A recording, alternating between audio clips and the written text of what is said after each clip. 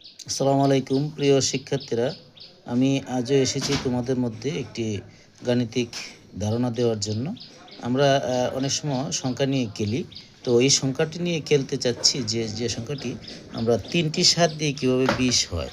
এটার শর্ত হলো গণিতের যতগুলো প্রক্রিয়া চিহ্ন আছে, যত গাণিতিক চিহ্ন আছে বা যত ধরনের গণিতের প্রক্রিয়া চিহ্ন বলো বা সাংকেতিক চিহ্ন বা যত ধরনের একটা গণিত করতে গেলে যা যা লাগে এই সবগুলো ব্যবহার করা যাবে। তো এই আমি বলতে চাচ্ছি যে ৩টি ৭ দিয়ে কীভাবে ২০ হয়।